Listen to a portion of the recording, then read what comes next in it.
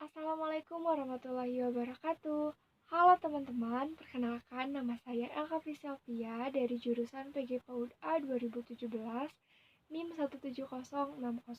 Di sini saya dari kelompok 4 pembelajaran sains untuk anak usia dini. Nah, di sini saya akan memaparkan mengenai pendekatan pembelajaran sains untuk anak usia dini. Sebelumnya, rekan-rekan kelompok saya telah memaparkan beberapa pendekatan pembelajaran sains untuk anak usia dini, yaitu ada pendekatan open inquiry, pendekatan proyek, pendekatan demonstrasi, dan yang terakhir pendekatan saintifik. Di sini saya akan menjelaskan mengenai pendekatan kontekstual. Di sini ada beberapa hal yang akan saya paparkan, yaitu yang pertama mengenai pengertian pendekatan kontekstual, yang kedua mengenai manfaat atau pentingnya penerapan pendekatan kontekstual, yang ketiga mengenai prinsip-prinsip pendekatan kontekstual, dan yang keempat mengenai komponen-komponen pendekatan kontekstual, dan yang terakhir mengenai langkah-langkah penerapan pendekatan kontekstual dalam pembelajaran di kelas. Nah, sebelum kita ke pembahasan, teman-teman bisa klik link di description box untuk melihat PowerPoint yang telah kami sajikan. Nah, yang pertama yaitu mengenai pengertian pendekatan kontekstual. Di sini saya ada dua teori. Yang pertama, menurut Mulyadi 2007, menyatakan bahwa pendekatan kontekstual merupakan konsep belajar yang mendorong guru untuk memberikan materi yang diajarkan sesuai dengan situasi dunia nyata. Nah, maksud dari di dunia nyata di sini maksudnya sesuai dengan kehidupan sehari-hari.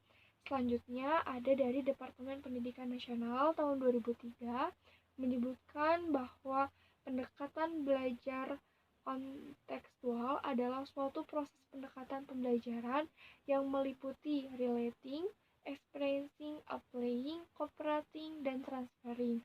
Nah, kelima ini bisa disebut sebagai REACT.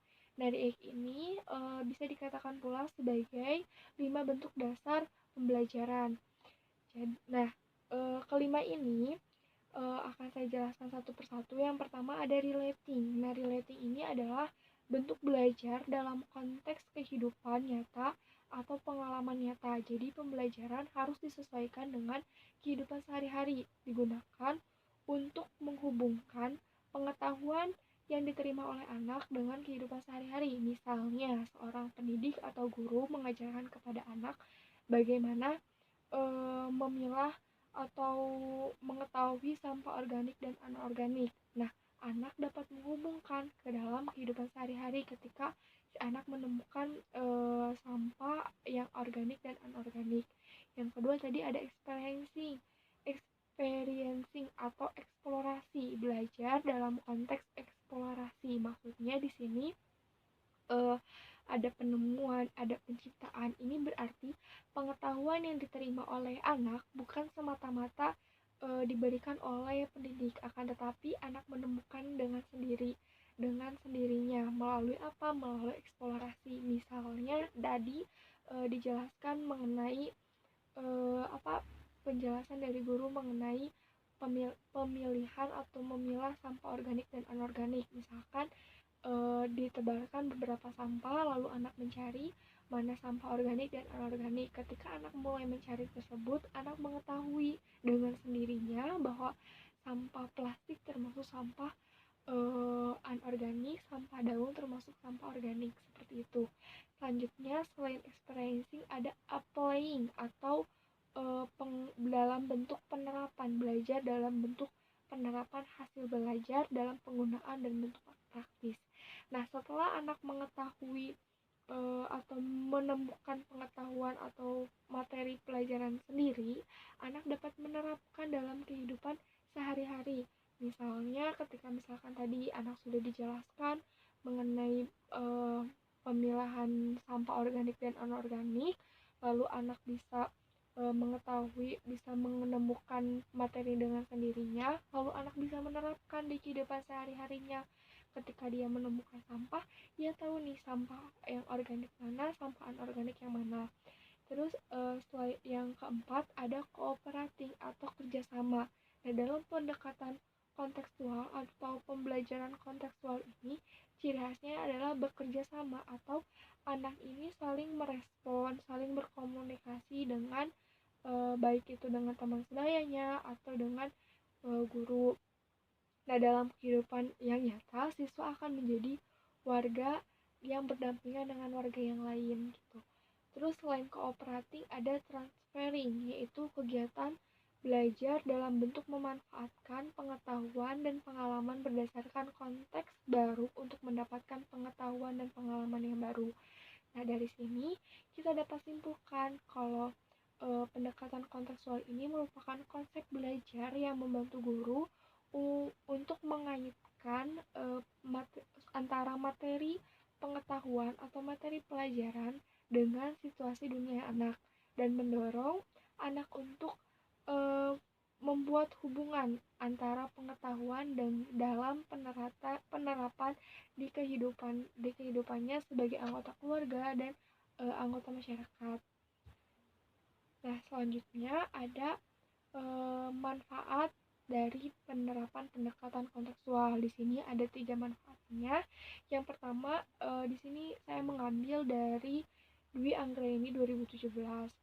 Yang pertama, agar penerapan pendekatan kontekstual ini lebih menekankan pada proses keterlibatan aktivitas siswa. Jadi, dalam proses belajarnya tidak hanya mengharapkan agar siswa hanya menerima materi saja, akan tetapi siswa dapat ikut serta gitu, ikut aktif, ikut andil dalam proses pembelajaran. Jadi dalam pendekatan kontekstual ini pembelajarannya berbasis aktivitas siswa. Yang kedua, melalui kontekstual siswa dapat menemukan hubungan materi yang dipelajari dengan kehidupannya di kehidupan situasi dunia nyata atau kehidupan sehari-hari. Jadi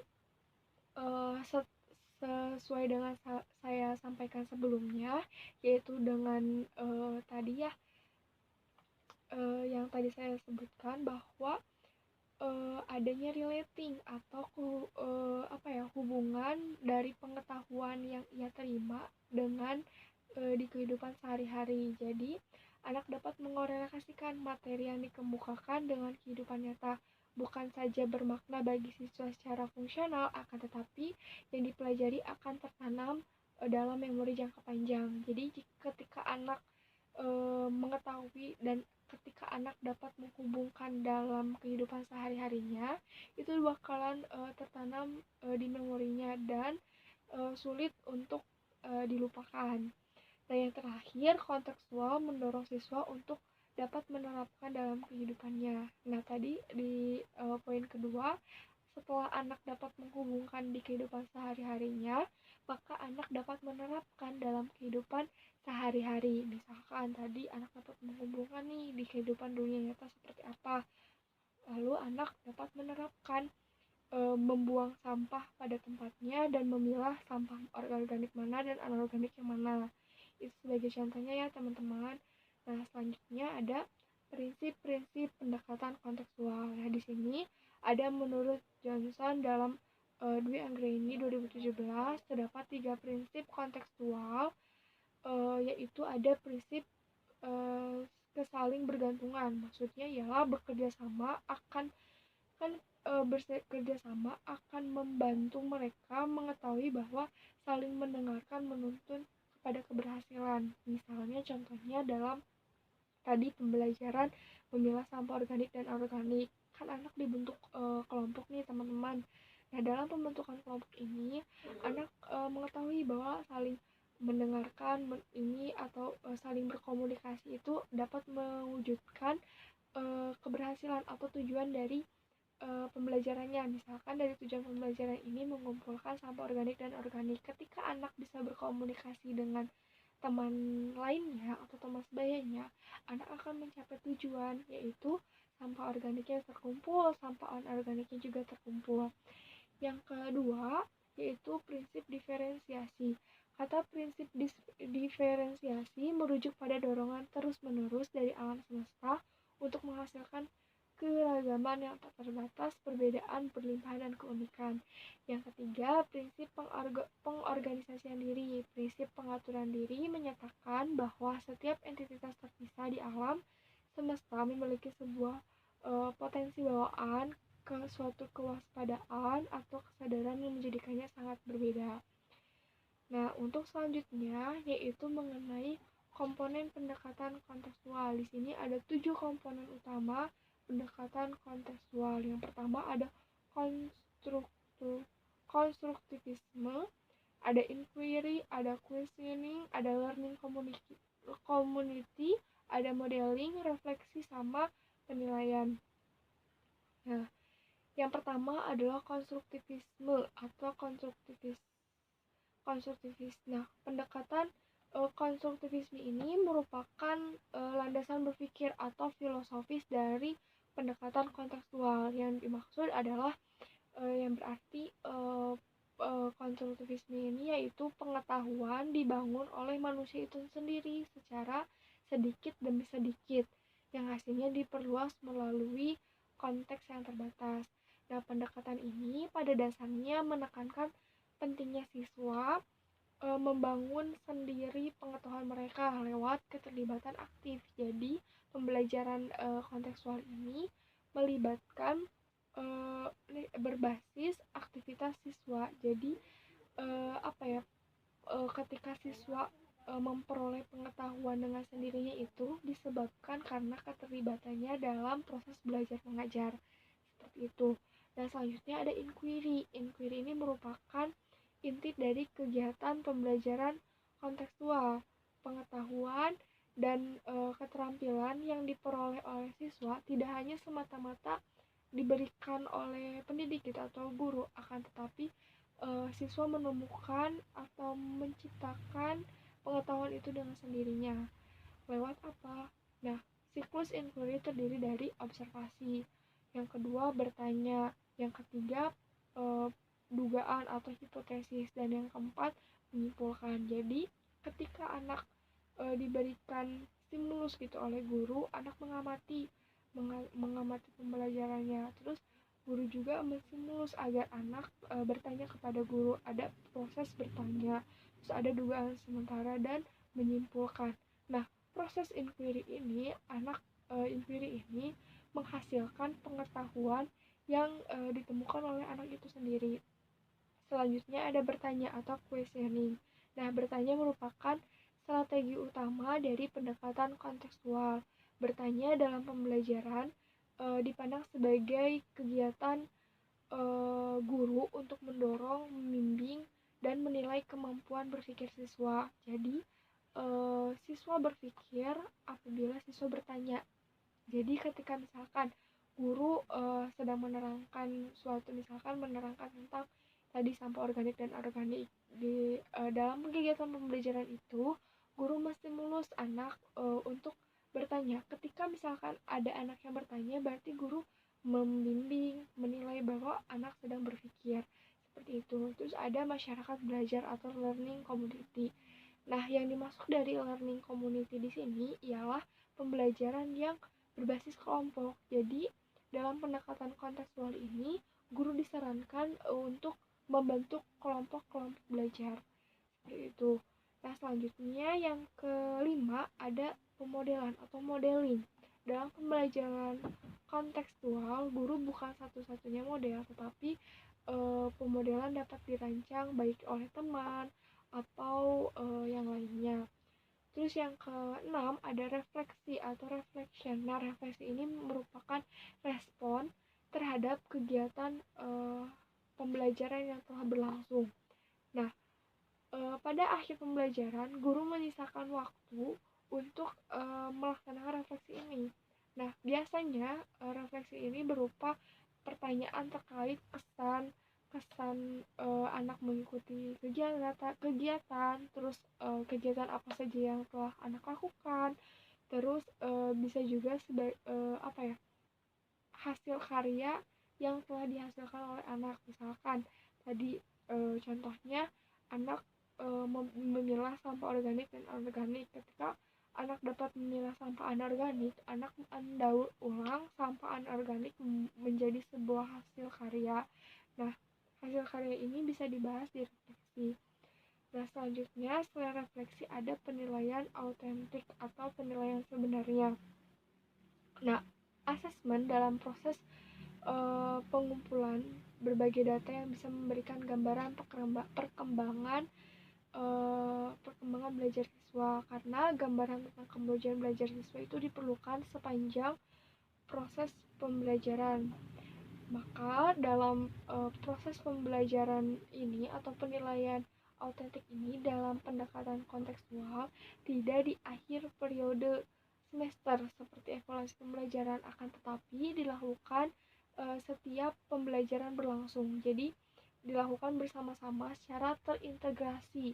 Jadi tidak terpisah dari pembelajaran, dari kegiatan pembelajaran. Nah, penilaian autentik menilai pengetahuan dan keterampilan dari siswa.